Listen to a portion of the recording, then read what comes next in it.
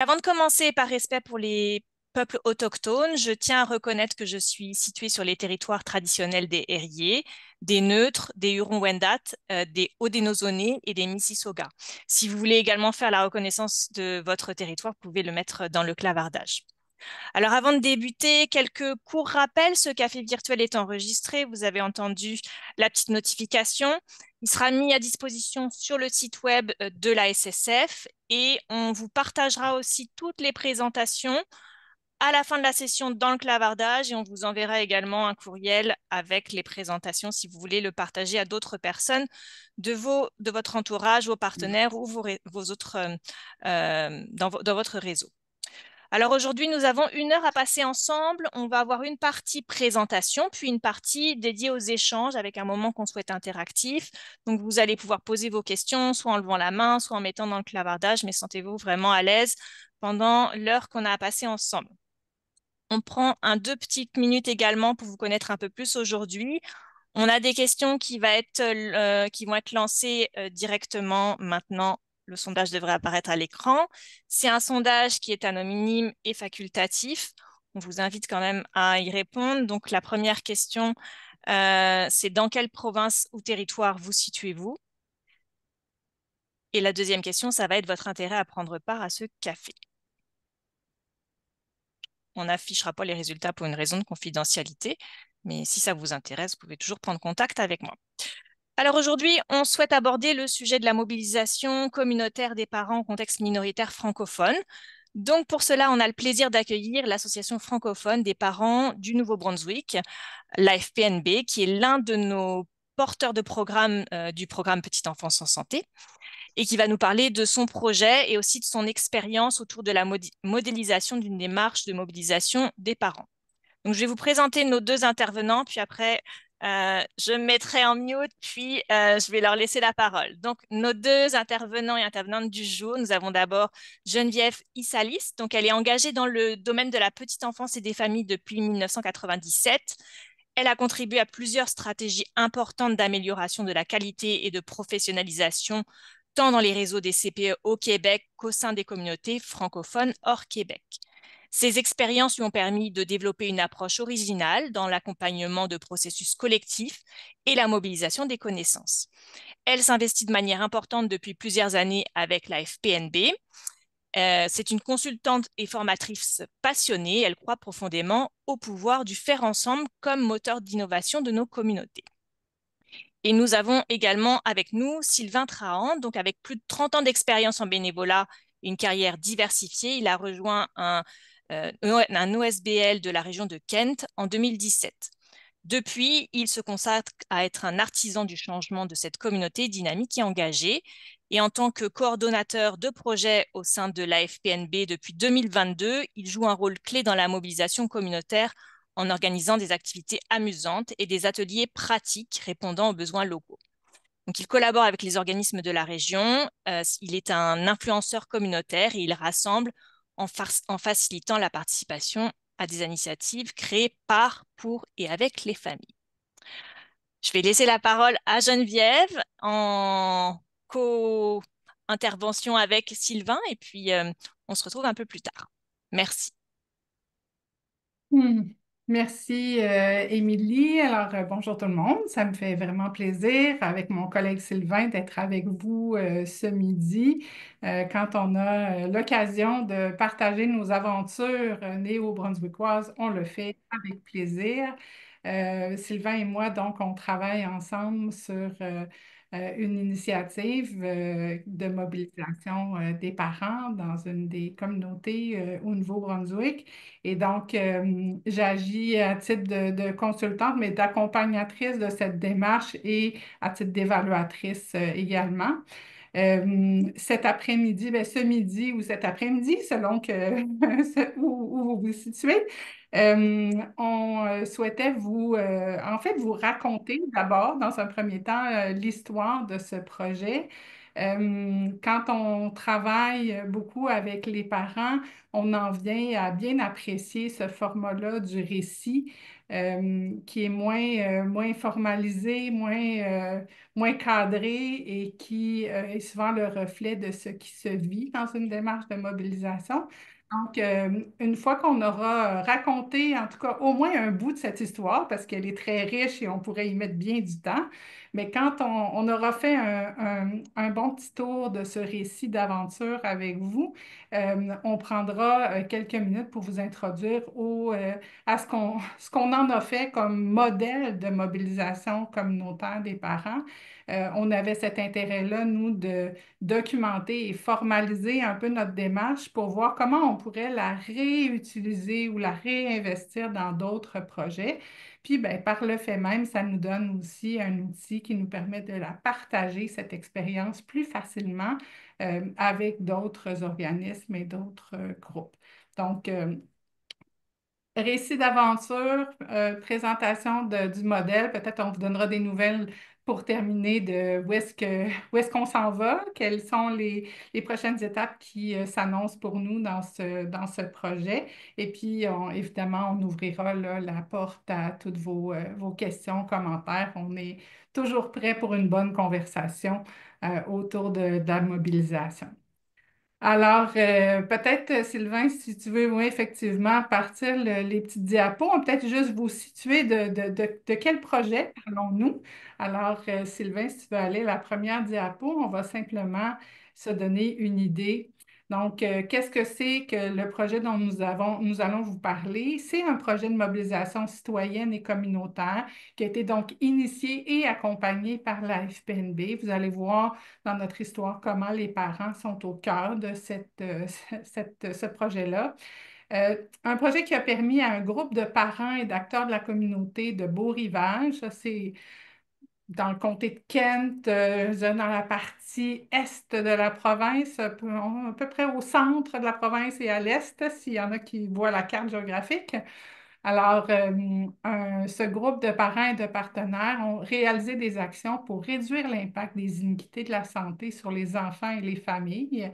Et le groupe a choisi de s'attaquer à l'enjeu de l'insécurité alimentaire en misant sur différentes activités, dont l'expérimentation d'un programme d'initiation au jardinage pour les jeunes enfants, qui est, je dirais, une initiative vedette parmi d'autres de ce groupe de parents. Avant qu'on se lance dans le récit, on voulait aussi vous parler de notre vision de l'évaluation parce que on l'a réfléchi beaucoup à la FPNB, puis c'est vraiment quelque chose qu'on essaie d'intégrer dans tous les projets que nous menons. Donc, dans chaque projet ou initiative, on va prendre le temps d'identifier ce qu'on a envie ou besoin d'apprendre ensemble. Alors, on va parler plus d'apprentissage collectif que d'évaluation. Souvent, le mot fait peur, puis ne nous met pas tout de suite dans la bonne posture, qui est qu'est-ce qu'on a envie d'apprendre de notre action.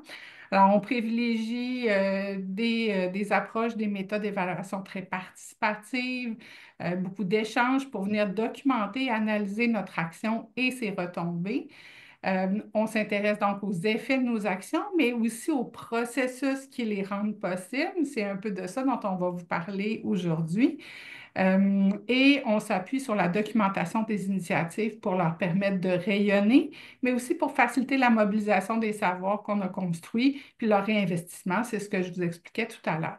Donc, mon rôle à moi dans cette initiative, c'est de ne pas lâcher Sylvain d'une semelle pour qu'il me raconte. Lui, il est sur le terrain et moi, je suis à Québec, quand même souvent au Nouveau-Brunswick, mais pour que je sois le plus près possible de l'action et qu'on la raconte ensemble, cette histoire.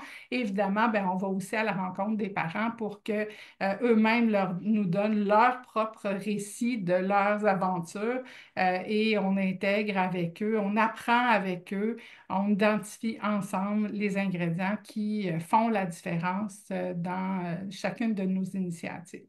Alors, je trouvais ça important de vous le positionner au départ parce que tout ce qui va suivre, on vous le raconte parce qu'on a cette approche-là qui nous a permis de bien documenter notre histoire. Et c'est aussi une histoire à laquelle les parents eux-mêmes et les acteurs impliqués ont participé. Ils nous ont donné les clés pour vous raconter cette histoire de mobilisation. Alors, ben, là-dessus, allons-y. Peut-être même, Sylvain, tu peux arrêter. Ah, ben, tu sais, voilà, on peut y aller comme ça. Peut-être je vais te lancer sur une première question, Sylvain. On va le faire en mode, vous allez voir, très informel et interactif. On ne s'est pas pratiqué, là. On va se raconter l'histoire, puis on vous la raconte, en fait, cet après-midi. Fait évidemment, au départ, là, on n'avait pas un groupe de parents déjà formés sous la main, là, prêts à partir.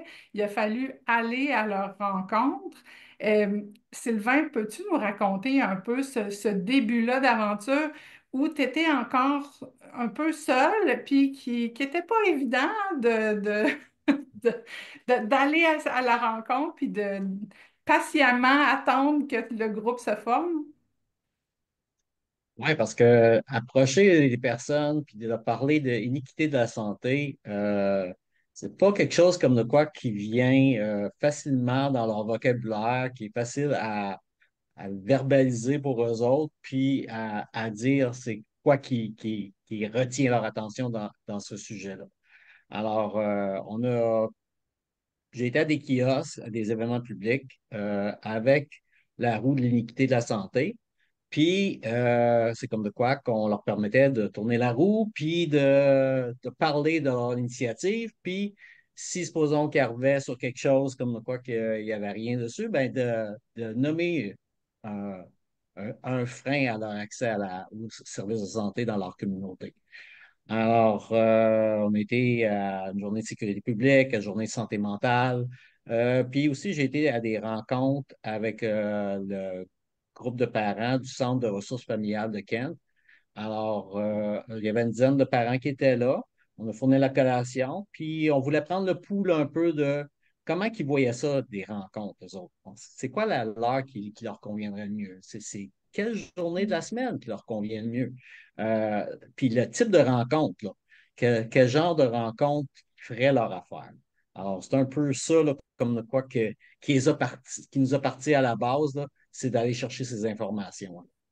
Puis je me rappelle comment la roue a été bien utile pour entrer en contact, là, parce que là, c'était vraiment d'aller dans des lieux où il y a des familles, puis comme il y a quelque chose d'interactif, ça attirait leur attention.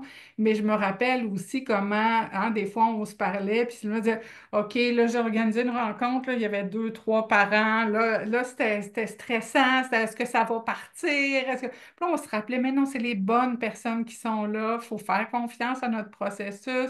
Prochaine rencontre, ces gens-là vont peut-être en amener d'autres, la réflexion va se poursuivre. C'était tout un travail de patience que de ne pas se dire ah, ça ne marchera pas ou ah, il faut changer de stratégie, mais de dire il faut juste donner le temps au temps. Et effectivement, le groupe, tranquillement, s'est formé.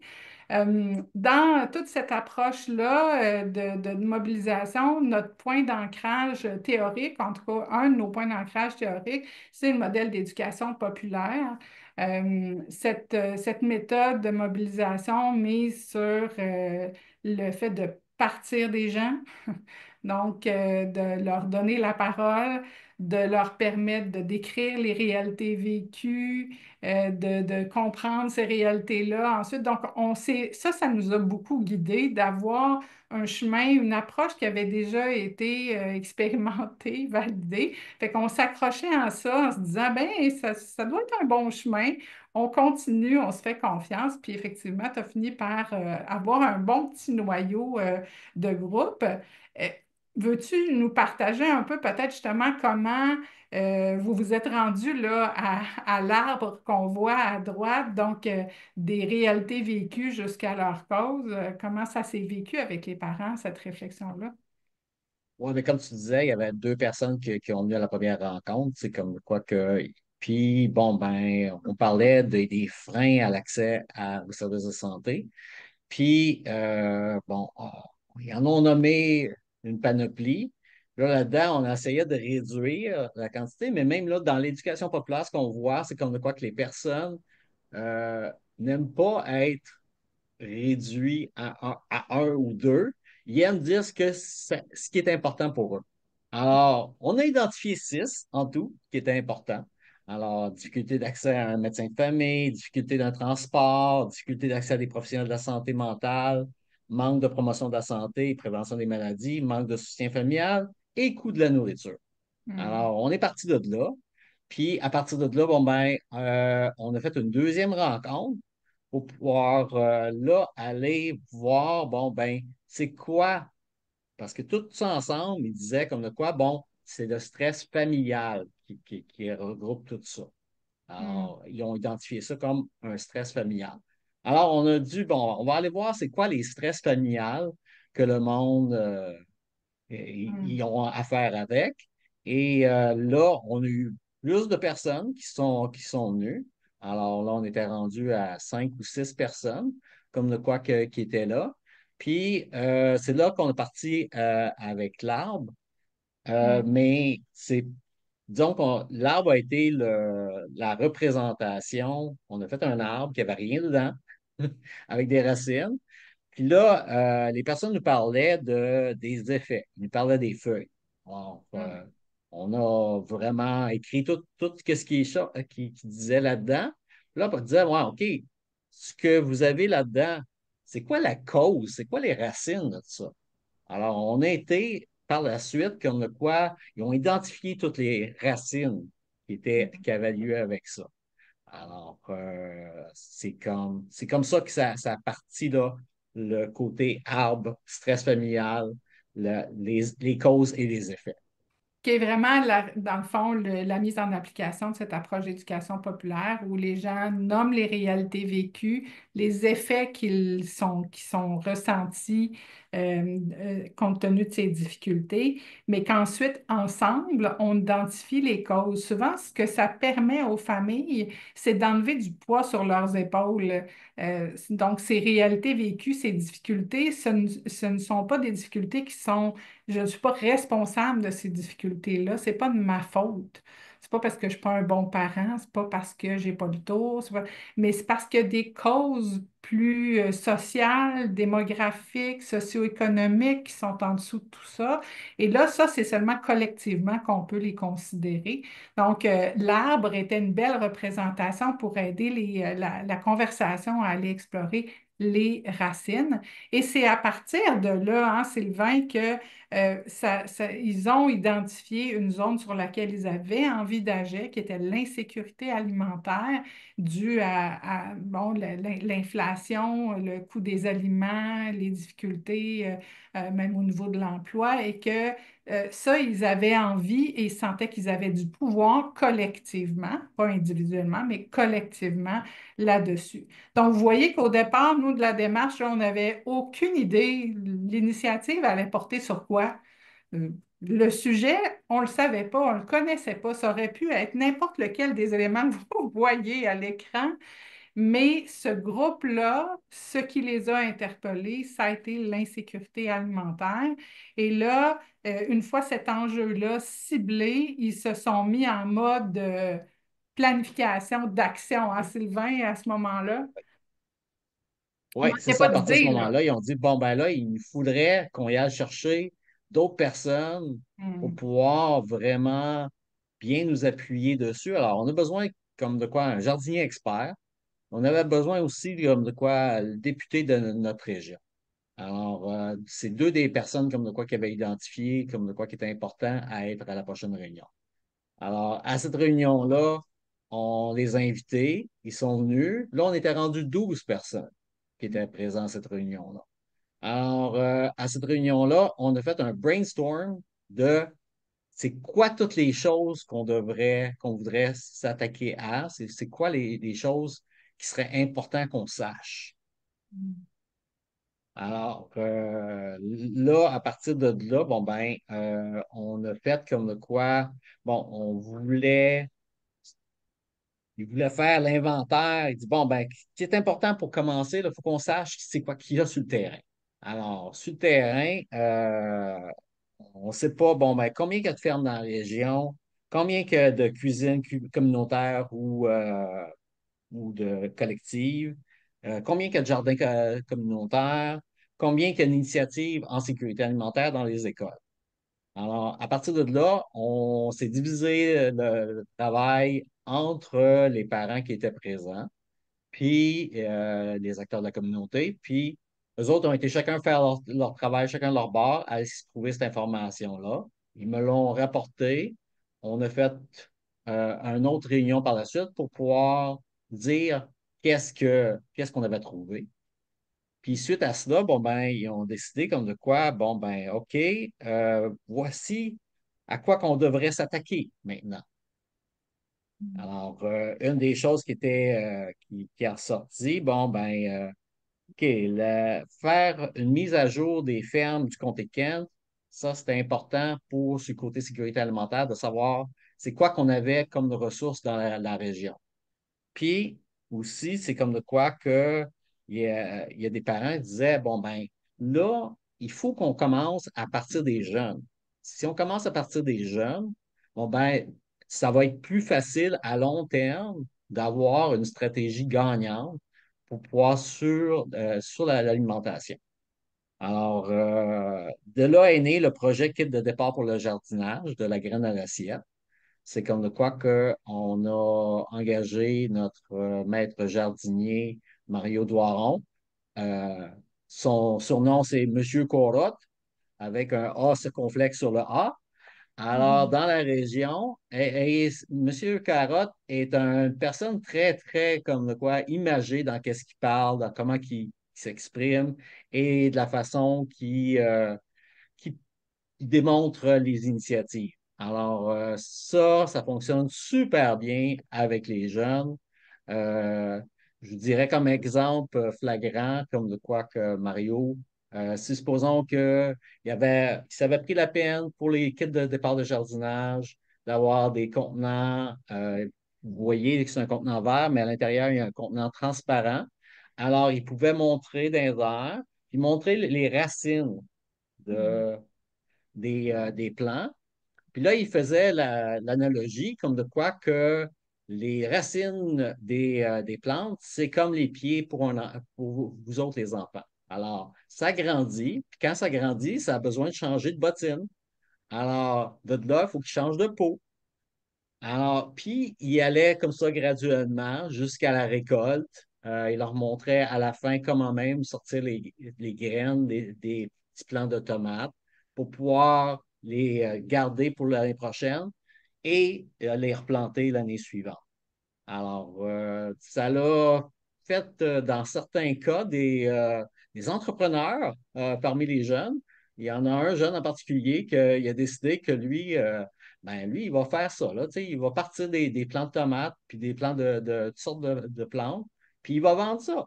Alors, ça l'a passionné à ce point-là, là, comme de quoi le projet. À cette époque-là, on avait reçu, l'année passée, on avait rejoint 87 jeunes dans l'année. Alors, à travers, bon, ben, il y avait 4 ateliers. Il y avait la semence des graines, l'entretien et la transplantation des semis, l'importance des vers de terre dans le jardin. Alors, ça, les jeunes pouvaient manipuler et voir des vers de terre et s'amuser avec, puis voir, Mario leur expliquait l'importance de ça. Puis après ça, la récolte de la graine pour continuer les cycles de la nature.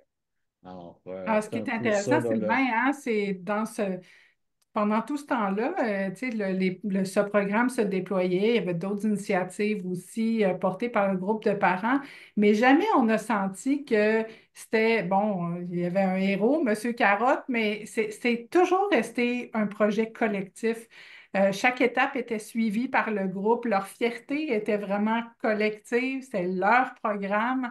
Alors, moi, ce qui m'a fasciné de l'extérieur, c'est de voir comment un groupe de parents qui intègre des acteurs de la communauté et même des champions communautaires est demeuré un groupe de parents malgré tout, avec sa formule un peu informelle, des rapports très, très égalitaires et on n'est jamais devenu un comité de travail au sens là, classique du terme. C'est toujours resté vraiment un groupe de personnes qui a envie d'accomplir des choses ensemble.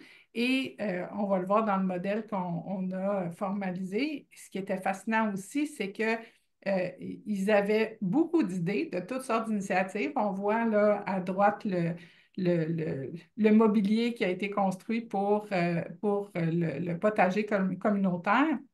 Mais ils ne voulaient pas choisir une initiative. Puis ils disaient, non, non, nous, on veut emmener plusieurs de front. Parce que ça permet à chacun de s'investir là où il a envie de s'investir, dans ce qui le rejoint le plus. Et ça m'a semblé être une grande distinction de toute autre forme de comité, de mobilisation que je connaissais, où on fait des choix, puis on privilégie une initiative, puis les autres meurent un peu au feuilleton, on s'en occupe pas trop ou on les met à la file. Alors que dans ce groupe-là, qui était vraiment en leadership complet de leur initiative, il n'était pas question de trier ou de délaisser, mais c'était de dire non, on va prendre plusieurs initiatives à la fois. Puis le rôle de Sylvain, qui est toujours très modeste là-dedans, était fondamental parce que c'était un peu celui qui tenait le groupe, mais de façon très, très informelle et tout en subtilité, en facilitant les communications, la circulation de l'information, juste initier les prétextes de rencontre. Hey, gang, pensez-vous qu'on serait dû pour une petite rencontre? On pourrait faire le point sur telle chose. Il a facilité aussi des fois le contact pour aller chercher un montant supplémentaire pour un projet, mettre en contact avec des ressources de la communauté. Mais tout ça était fait sans jamais prendre en charge quoi que ce soit, toujours en laissant le groupe vraiment exercer son leadership.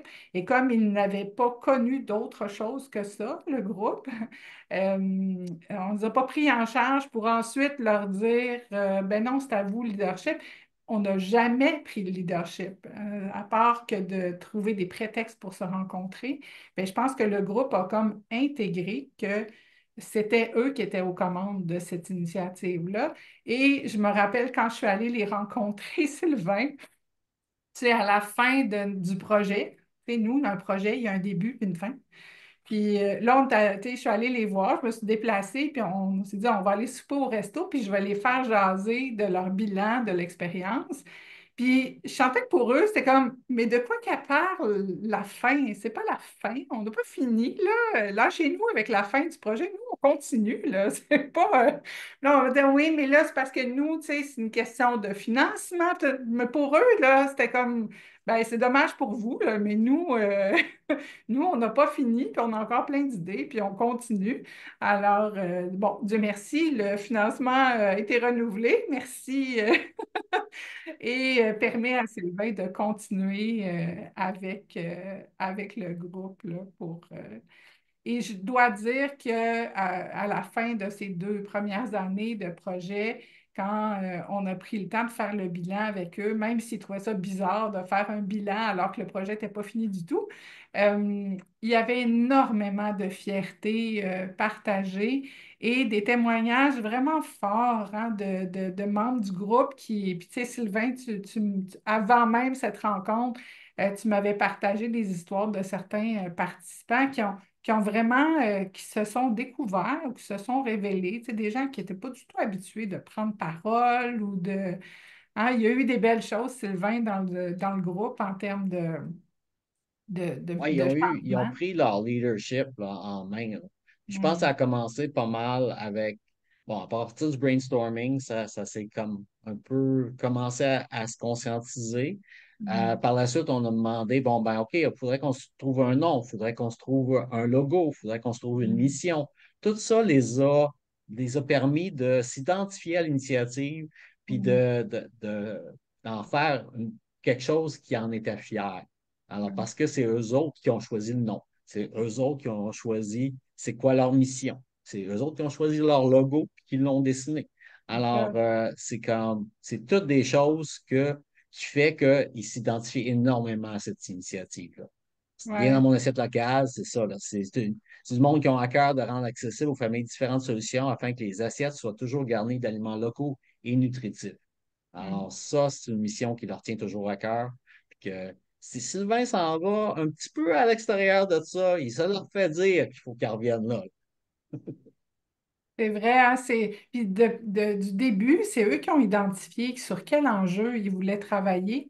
Et ça fait une énorme différence. On ne les a pas mobilisés autour d'un enjeu spécifique que nous, on trouvait donc important.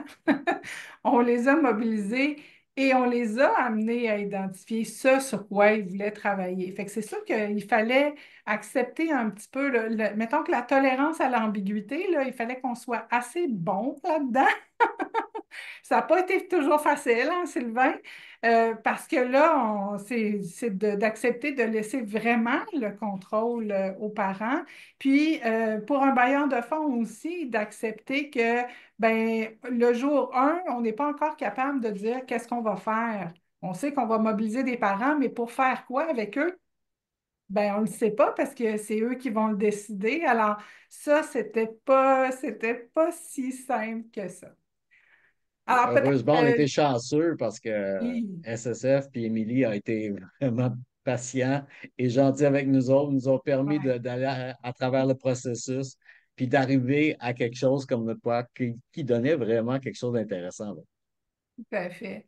Donc, peut-être si vous voulez, on peut passer, je vais vous présenter un peu le modèle, un peu cette histoire-là quand on l'apprend, parce que pour nous, c'est important, comme je vous disais, de la traduire ensuite dans quelque chose qui était réutilisable ou qu'on pouvait réinvestir. Donc, sans vous raconter de nouveau l'histoire, faisons le tour ensemble. C'est un processus qu'on a placé jusqu'à maintenant en 10 étapes, mais qu'on continue à travailler parce qu'on est en train de à la fois poursuivre l'aventure avec ces parents-là, mais aussi on est à la veille de démarrer un autre groupe de parents en soutien au développement du carrefour des parents de la FPNB. Puis on a bien l'intention de s'appuyer sur la même démarche, fait qu'on va la revisiter nous aussi. Donc, Sylvain leur a bien raconté comment, au point de départ, avant même d'imaginer être en contact avec des parents ou essayer de les mobiliser, c'était de comprendre la dynamique communautaire. Donc, lui-même venait de ce coin de pays-là, mais de prendre le temps d'aller à la rencontre des partenaires locaux, faire un petit tour d'horizon de qu'est-ce qu'il y avait déjà en action dans la région. Puis ensuite, ben, il est parti avec sa fameuse roue là, que vous avez vue tout à l'heure, vraiment à la rencontre des parents, des rencontres vraiment très, très informelles où on a fait beaucoup de cueillettes d'informations, tu sais, pour les stratégies de mobilisation, qu'est-ce qu'on devrait privilégier. C'est le début des jases sur quel genre de rencontre, qu'est-ce qui marcherait pour vous. Présenter le projet, ce qui n'était pas facile à faire parce que c'était présenter un projet dans lequel il n'y avait pas de contenu encore. Hein, c'était juste un projet de mobilisation, fait que c'est pas toujours facile de dire oui, on va se mobiliser. OK, mais pourquoi? Ben, je ne le sais pas. Ça va dépendre de qu'est-ce que vous voulez faire. Alors, à partir là, de toutes nos étapes en bleu, ben là, nos parents sont avec nous. Donc, c'est le processus inspiré par la méthode d'éducation populaire. Donc, explorer ensemble les réalités, les défis vécus par les familles. Explorer ensuite, hein, avec notre arbre, les causes des réalités vécues par les familles. Explorer ensemble les actions possibles avec des acteurs pertinents de la communauté, mais pas ceux qu'on a décidés, mais ceux que le groupe de parents a choisi, a identifié comme étant pertinents en regard de l'enjeu que eux ont ciblé. Euh, Choisir ensemble les premières actions sans essayer de les trier ou de les prioriser trop, juste en se disant, OK, ben, c'est quelque chose sur lequel on a du pouvoir, on est capable de faire ça, oui, non, comment? Commencer à regarder au niveau de la faisabilité, est-ce qu'on a besoin d'aller chercher des sous additionnels? Est-ce qu'on a les moyens, les partenaires, etc. Puis quand même les amener à structurer ensemble leur action, se donner des outils, que ce soit se bâtir un logo, une mission, comme tu disais tantôt, pour être capable de communiquer autour du projet. Donc, ça a été une étape importante avant de s'en aller vraiment dans l'action. Donc, après ça, 8, 9 et 10, où le groupe réalise ses premières actions avec toujours un petit retour, hein, où on revient, puis on vient soit faire le bilan ensemble, qu'est-ce qui a marché, qu'est-ce qui n'a pas marché, chercher du soutien additionnel, on s'ajuste ensemble. On suit nos initiatives, on les fait rayonner. Ça, c'était une préoccupation parce qu'on voulait nourrir la fierté de ce groupe-là, donc leur permettre rapidement de rayonner. Dans les faits, cette initiative-là a fait beaucoup, beaucoup de petits et s'est arrimée avec plein d'autres initiatives dans la région, puis est devenu un très, très gros levier finalement. Très loin de tout ce qu'on aurait pu imaginer que ça allait donner. Et puis, bien évidemment, on a fait le bilan, un temps qui était notre temps de bilan, mais pas celui du groupe, en tout cas, il n'était pas bilan de la fin, certainement, mais prendre le temps avec eux d'apprécier les réussites, dégager les apprentissages, imaginer la suite avec eux. D'ailleurs, la semaine dernière, on les a rencontrés et c'était l'occasion de leur présenter ce qu'on vous présente aujourd'hui. Évidemment, sans l'histoire parce qu'ils la connaissent, c'est la leur, mais prendre le temps de leur faire voir ce qu'on avait modélisé à partir de leur action, puis en échangeant avec eux. Dans la démarche d'accompagnement, on a bien identifié aussi tous les ingrédients, petits ingrédients de rien du tout qui peuvent avoir eu un impact important, mais aussi quatre ingrédients qui étaient vraiment fondamentaux et c'est ce que les parents nous ont dit, les membres du groupe. Euh, la question des communications, que ce soit pour euh, tenir le groupe ensemble, mais aussi faire connaître ses initiatives, les mettre au jeu dans la communauté. Ça, si on n'avait pas rapidement bien structuré les communications, là, soit internes ou plus dans la communauté, je pense que ça aurait été tout autrement là, en termes de résultats. Je l'ai dit tantôt, le support à l'action, donc le rôle très précieux de Sylvain en appui très concret, mais aussi des personnes ressources que le groupe est allé chercher pour être capable de concrétiser leurs initiatives là, en prenant appui sur des gens qui ont les compétences nécessaires. Tu sais, ce qui nous a amené dans une dynamique aussi mixte, hein, dans un comité où on était formé de parents et d'acteurs de la communauté. On parle du député, de l'expert jardinier qui était là. Mais dans une dynamique citoyenne de parents, pas la présence de ces gens-là nous a pas amené à changer la forme du comité. Les parents sont restés aux commandes du type d'espace qu'ils voulaient, très informel, mais ils sont allés chercher le support à l'action dont ils avaient besoin. Évidemment, l'accompagnement de Sylvain, auquel nous, on a ajouté à la FPNB, ben, l'accompagnement de Sylvain. Hein, Sylvain accompagnait le groupe, mais Sylvain était accompagné lui aussi dans la démarche, qui lui donnait une petite zone pour vivre des petits moments d'insécurité, bien analyser ce qui s'était déroulé lors de chacune des rencontres, avoir une zone à l'extérieur du groupe pour bien penser son accompagnement puis s'assurer de garder une posture qui laisse toute l'initiative aux parents. Puis bien sûr, ben, on pense, et je pense modestement, là, que le fait d'avoir une dynamique d'apprentissage collectif en continu, où on veut documenter, prendre le temps donc de réfléchir sur notre action de manière à évaluer, donc évaluer, hein, c'est donner de la valeur.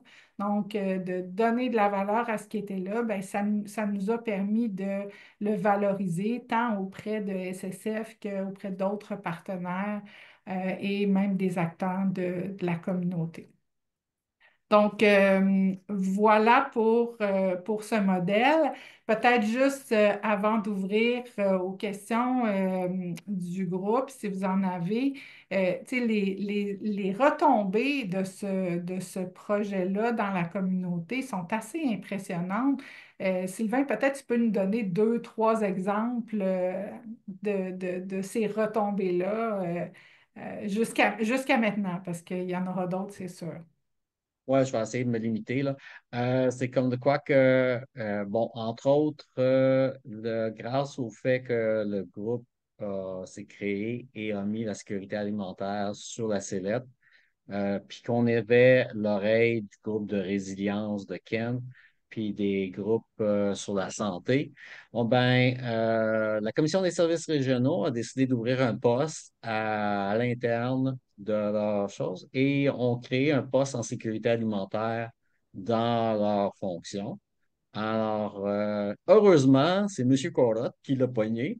Alors, on est chanceux, on peut travailler, continuer à travailler avec lui encore plus étroitement. Alors, ça nous offre un éventail encore plus grand d'initiatives qu'on peut faire en collaboration. On a eu aussi, bon, on fait des présentations avec la santé publique, des groupes de résilience, la ville de Beau-Rivage. Il y a eu des entrevues de radio, télé, journaux, tout autour de l'initiative de la graine à l'assiette. Les dépliants des fermes, c'est rendu comme de quoi que on se fait, les fermes nous approchent pour dire comme de quoi qu'ils veulent embarquer dedans. Il y a des groupes comme de quoi que de d'autres régions du Nouveau-Brunswick qui veulent avoir ce genre d'initiative-là, qui veulent avoir ce genre de dépliant-là pour leur zone aussi. Alors, ça va faire des petits ailleurs. Il y a d'autres zones qui vont créer leur propre initiative là-dessus. Les groupes anglophones sont jaloux, alors eux autres aussi veulent avoir leur initiative dans ce sens-là. Euh, pour de la graine à l'assiette, présentement, juste pour les sessions d'été, on a eu 105 jeunes qui ont été, euh, qui ont été touchés par ce projet-là pendant l'été. Puis là, on commence ceux d'automne dans les écoles. Puis là, on est dans une situation comme de quoi que ça va être pour pouvoir faire des choix qui qu'on comprend parce qu'on a juste un monsieur Corotte, puis il a juste tant de temps dans son horaire. Alors, ce qui fait qu'il y a tellement d'écoles qui veulent l'avoir pour cette initiative-là que, bon, ben, on est rendu à avoir à faire des choix. Mhm. On a commencé la formation dans les projets que autres, les groupes veulent faire, le groupe veut faire, et la formation de mentors alimentaires. Alors, on a commencé des formations de mentors alimentaires parce que les mentors alimentaires, on les a identifiés comme un levier pour faire des cuisines collectives, pour faire les cuisines collectives et communautaires, puis aussi en même temps s'occuper des initiatives de glanage. On a Mhm. des groupes de fermes qui sont intéressées à faire du glanage. On a commencé à jumeler les fermes avec les mentors alimentaires pour faire des initiatives en lien à transformation dans les produits.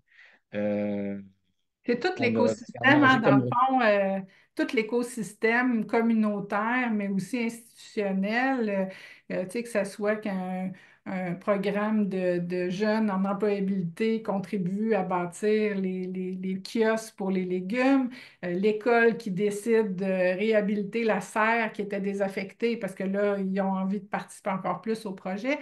Alors, le leadership des parents ici, il est vraiment transformateur de la communauté. Alors, autant au début de l'initiative, on a vécu des petits moments un peu des fois stressants ou en tout cas, on était on se croisait les doigts pour que tout ça fonctionne. Ça fait déjà un bon moment qu'on est plus à se pincer qu'à se croiser les doigts parce qu'on se dit, mais c'est incroyable tout ce qui est en train de s'en suivre, tous les liens que ça a permis de faire. Et tout ça avec un groupe qui travaille totalement en dehors de la boîte, hein, qui n'est pas du tout un comité comme on en a tant dans nos communautés, qui fonctionne tout à fait autrement, qui n'a pas tellement ces limites-là de juridiction, puis là, oui, mais là, sa mission, puis ça, on n'est pas là-dedans. C'est des parents dans une communauté qui se mobilisent, qui vont chercher les acteurs dont ils ont besoin, puis qui vont de l'avant avec les choses qui ont du sens pour eux. Donc, voilà, fait qu'une belle initiative qui va se poursuivre, Sylvain, en fait, qui se poursuit déjà, parce que pour eux, ça n'a jamais même arrêté. Si je me fie à la rencontre de la semaine dernière, la liste des possibles avec les nouvelles idées, ça ne manquera pas cette année. Je pense que tu vas continuer à être pas mal occupé avec le groupe de parents, là.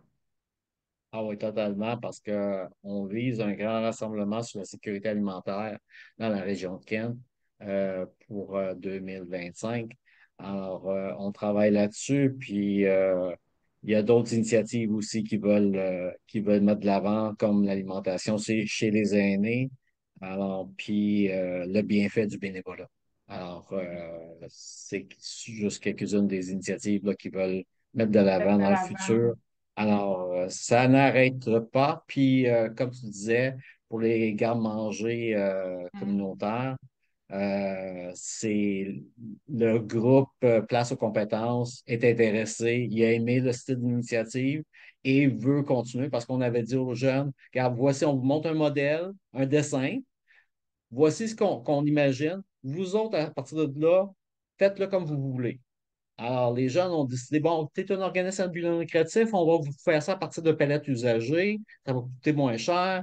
Puis, ils ont fait leur propre couleur, initiative en conséquence de ça. Là, on a eu deux qui ont sorti de là, puis ils veulent en faire d'autres pour le futur. Alors, garde, le...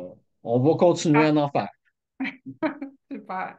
Ben alors voilà, donc si il y en a qui ont des questions, commentaires, je sais qu'on a encore quelques minutes pour ça. On est toujours prêt à raconter d'autres petits bouts de l'histoire si vous avez des questions. Merci Geneviève, merci Sylvain. D'abord, félicitations là pour tout votre projet. C'est un projet d'envergure. Vous êtes parti de, on a une idée en tête, puis avec vos défis, merci de l'avoir raconté, partagé, avoir exprimé que vous avez rencontré, ben, c'est ça, des défis, mais que vous vous êtes accroché, puis aussi d'avoir formalisé Mm. toute cette démarche. Je pense que c'est important, puis que chacun peut aussi la récupérer ou la diffuser dans son réseau, puis dire, ben voilà, et l'effet boule de neige que vous avez eu, non seulement pour la petite enfance, mais tout ce qui est en train de se monter derrière, l'engagement.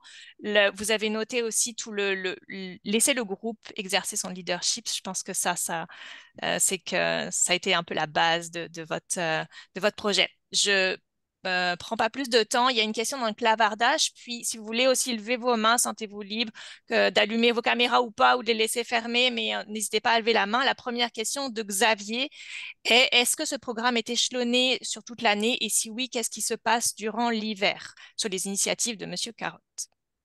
Ben, hein, Oui, Sylvain, ça a été, hein, on disait, on a dû apprendre la patience du jardinier, mais aussi à s'aligner dans le calendrier selon les plantations.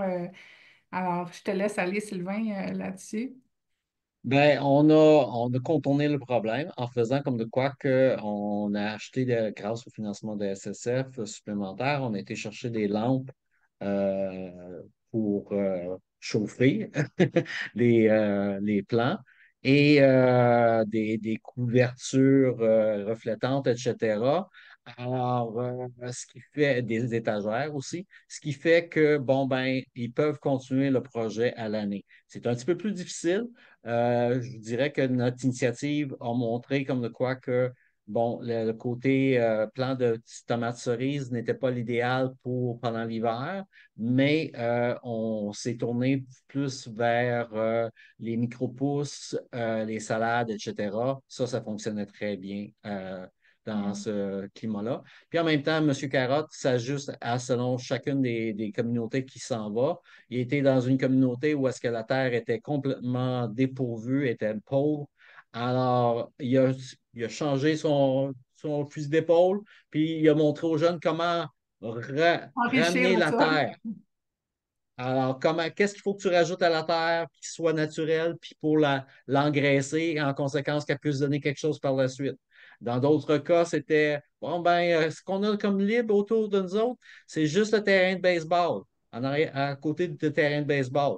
Ben, il a fait des plates-bandes le long du terrain de baseball, puis avec Mhm. des plantes qui poussaient le long de la clôture de baseball. Alors, Fait que c'est des c'est apprentissages en continu, là, dans le fond, qui nous permettent d'ajuster le projet pour qu'il puisse se dérouler toute l'année. C'est très intéressant, merci. Mhm.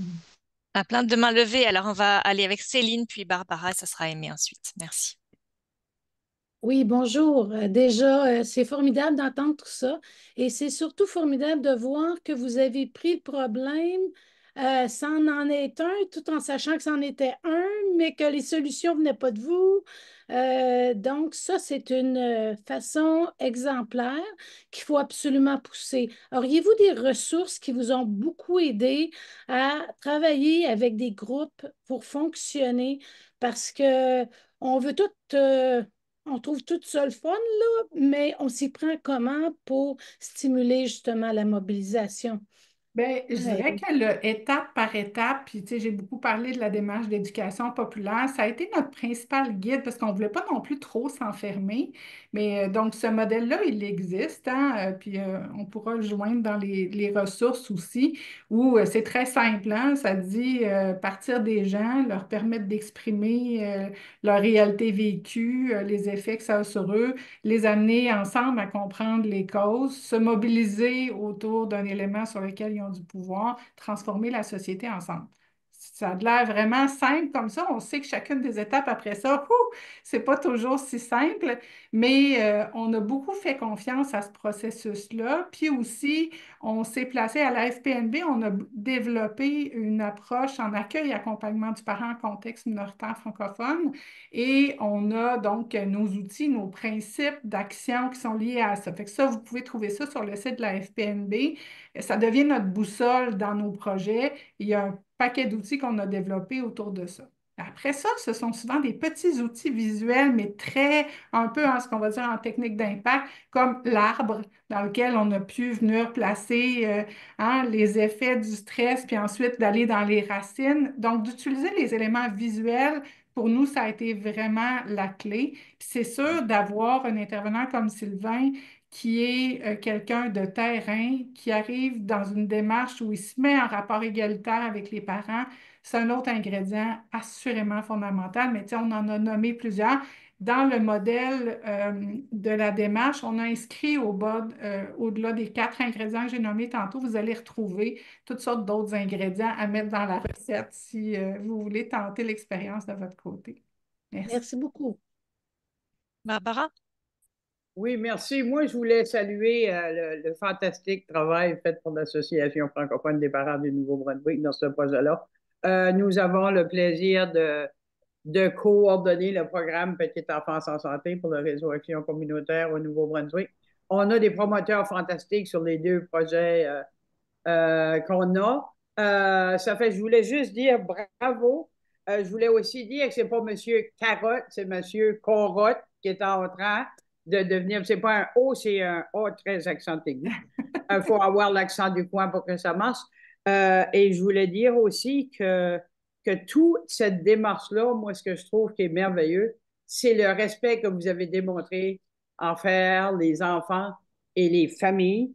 Puis, tu sais, j'ai envie de dire à la madame qui se demandait qu'est-ce que c'est que ça prend, je vous dirais que ça prend un monsieur Corotte, il y en a dans chacune des communautés francophones au Canada. Ça prend aussi des enfants et des familles dont on se fie à l'intelligence, puis à la brillance, puis à la débrouillardise. Ils vont vous montrer le chemin. C'est Mhm. eux qui l'ont fait. Ça fait que chapeau à l'Association francophone des parents. Euh, et merci. Merci, Barbara. Merci. On avait aimé qui avait la main levée, puis je sais que tu as mis quelque chose dans le clavardage, mais est-ce que tu veux exprimer tes propos? Oui, merci. Je commence par l'appréciation vraiment de ce projet qui est pas seulement familial, un projet familial, c'est vrai, et puis collectif en même temps, avec le respect des gens qui le mettent en place, ça c'est très important, mais le fait aussi de travailler en phase, qui donne le temps aux gens qui vont mettre en œuvre, de penser, réfléchir, mettre les choses ensemble, sans oublier l'accompagnement qui se fait en échelon. Ça, j'ai bien apprécié que Sylvain fait des accompagnements, mais il est aussi accompagné. Ça, c'est très important.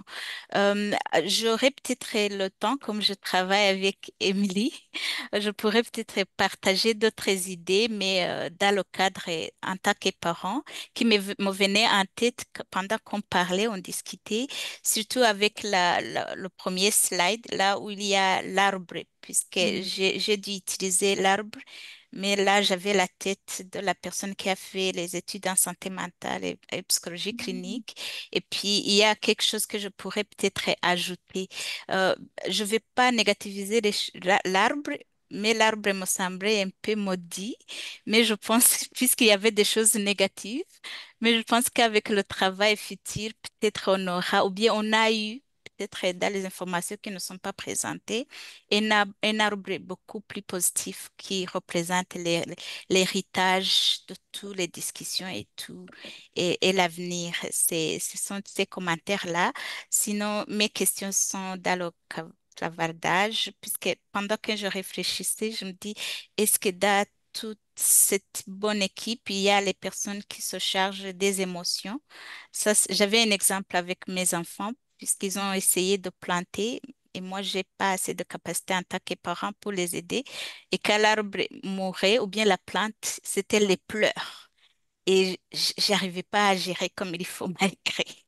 Et puis, est-ce qu'avez-vous rencontré des petites choses comme ça, mais qui peuvent être très difficiles pour les enfants? Et puis, la deuxième chose, c'est toujours la participation. Oui, oui, on est motivé avec un projet, mais qu'est-ce qui manque pour que les gens ne participent pas? Je voulais savoir si les parents se sont exprimés par rapport à ça, puisque c'est partout, du moins dans ma communauté aussi à London.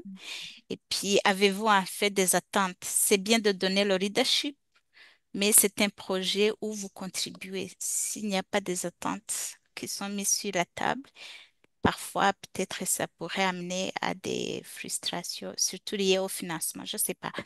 Hmm. C'est juste ça, ma contribution. Et puis, j'apprécie beaucoup. Merci. Plein de questions, effectivement.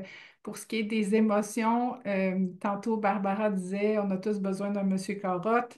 Monsieur Carotte est vraiment un pédagogue hors pair et il a su accompagner certainement les enfants dans leurs défis et leurs déceptions par moment. Pour ce qui est de l'arbre, c'est un arbre qui a été, qui a vraiment propulsé le groupe. Dans une démarche d'éducation populaire, il faut commencer par prendre conscience des réalités vécues parce qu'on le fait ensemble et qu'en les nommant, on s'enlève déjà du poids sur les épaules parce qu'on n'est plus seul à les avoir sur nos épaules. Et ensuite, quand on comprend mieux les causes et qu'on les éloigne de nous pour comprendre qu'elles sont dans la société, eh bien, ça peut donner un peu vertige, mais en fait, rapidement, ça a amené les gens à identifier où est-ce qu'on a du pouvoir, nous, là-dedans et parce qu'on est ensemble, ben, on peut agir, transformer. Et là, ce qu'on récolte aujourd'hui, c'est le bonheur de ces parents-là d'être en train de voir comment ils transforment leur communauté. C'est pas juste ils vivent un peu de succès dans un projet, ils transforment leur communauté et ça, c'est le plus gros levier dont on peut disposer. Ça m'étonne pas que dans les projets à venir, ils se préoccupent de valoriser l'engagement social, le bénévolat, parce que eux, là, ils sont en train de goûter à ça, là. Ils goûtent au plaisir et à la joie d'avoir un impact dans leur communauté. Alors, ça va devenir de très bons ambassadeurs. Alors, voilà. Un Puis, gros merci puis à pour tous. répondre, Merci à Émilie pour nous avoir invités. Merci Sylvain, mon collègue et compagnon d'aventure. On n'a pas fini, hein? On a encore un bout de chemin de plaisir à faire avec notre groupe. pour répondre à la question, M. Carotte, il y avait tout le temps au moins il faisait planter au moins 6 graines, puis prenait la peine de dire que c'était un projet collectif. Hmm, Alors, s'il y en avait qui avaient des plans toute la gang fonctionnait, puis il y en avait qui ne fonctionnaient pas, mais c'était toute la gang ensemble. hmm. Dans la coopération. C'est ça. C'est déjà la fin. Il est 12h59, puis merci beaucoup pour tout le partage là que vous avez fait. On n'aurait jamais fini les discussions. Alors, si vous avez des questions, puis on va partager tous les documents par courriel, ben, n'hésitez pas à prendre contact avec Sylvain, Geneviève, moi-même ou même Barbara. Je pense qu'on fera un plaisir de répondre dès qu'on pourra. Je voudrais vraiment vous remercier, Geneviève, Sylvain, déjà pour tout le travail. Puis pour avoir pris le temps aussi de faire ce café virtuel, c'est très important. Puis ça ne serait pas rendu possible non plus sans notre bailleur de fonds, l'Agence de la santé publique du Canada. Donc merci beaucoup pour le financement qu'on reçoit. Et puis merci à vous de vous être joints à notre café virtuel pour cette participation. Merci beaucoup.